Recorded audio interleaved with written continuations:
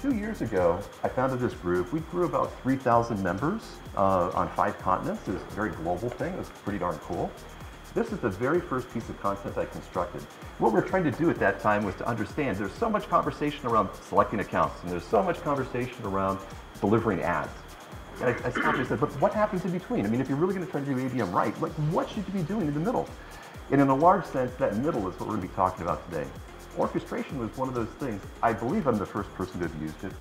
The idea was, this was the ligament that tied together the account level plans and the insight that you have about an account to content that addresses those needs, and then a selection of a delivery system that would be most appropriate for that person and that content at that time. So orchestration was something that we came up with 2 years ago. And really the coolest part is I got rid of that infographic and I moved into one that looks a little bit cooler now. But the next coolest part was that performance of orchestration was the most correlated thing to performance overall of revenue impact. So, but there were certain teams that were very successful with technology. And when we drilled into what was it, right, there were 2 or 3 components.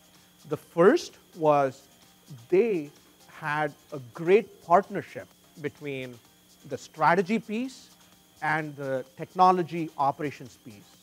Because in order to actually drive the strategy and orchestrate the actions, you need a unified view of the data.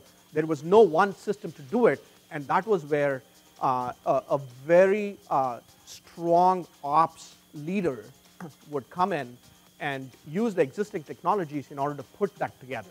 And that's what we found.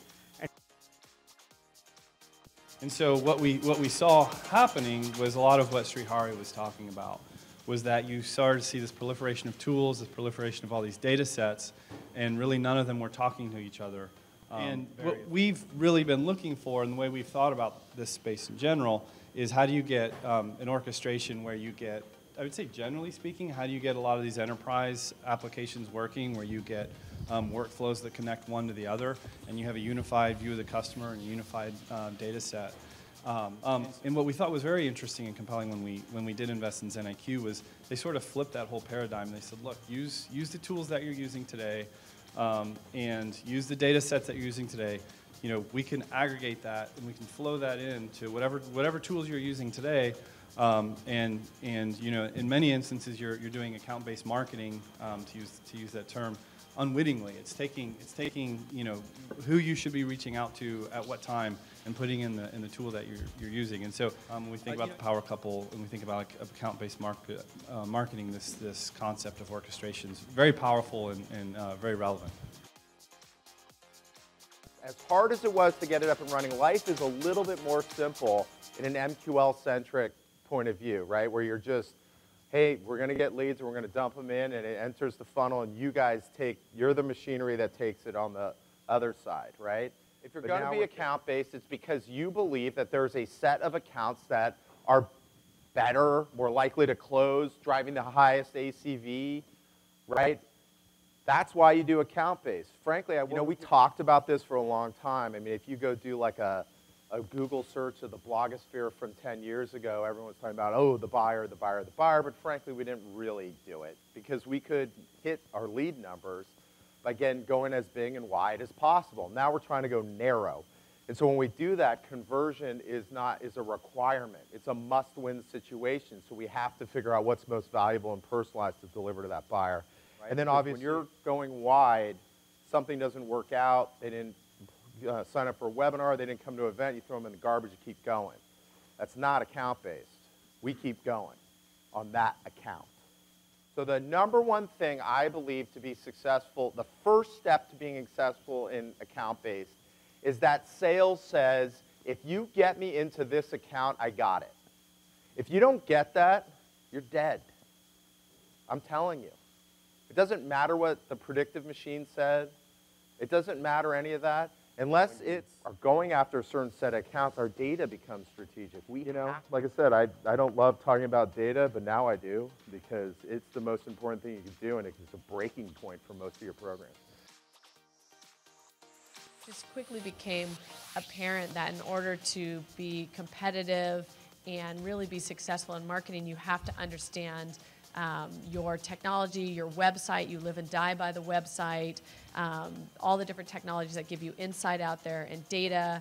And to make the best decisions for the company, you have to access that data and do and work with it. And you really can't do that without having someone who is really deeply technical, understands how to evaluate, implement, drive adoption within the organization, and then gather the insights so you can make and lead the right decisions. You build a list of the 2,000 to 3,000 companies who are in those spaces, then you can turn on all these machines, the data, the mechanisms to get in front of those folks. So I remembered it pretty much being a cakewalk of a job because it was like a rinse and repeat type cycle for campaigns. It was like you had your select verticals. Everybody who was in a certain vertical, they'd get the same nurturing email. They'd get the same preset emails that were decided like 2 months in advance on a schedule. So it was pretty easy once you had that template set up. Here at Tipalti, it's not as easy. It's a little bit more creative, more fun from an ops perspective because talking to a sales exec or my CEO or the such or CFO for that matter, and you're just like, oh, I got this much activity. That's cute. If it doesn't generate revenue, it doesn't matter. I've talked to way too many companies where literally we would speak with marketing operations and they would want us to review their reporting, their monthly reporting, their quarterly reporting to prepare for a QBR.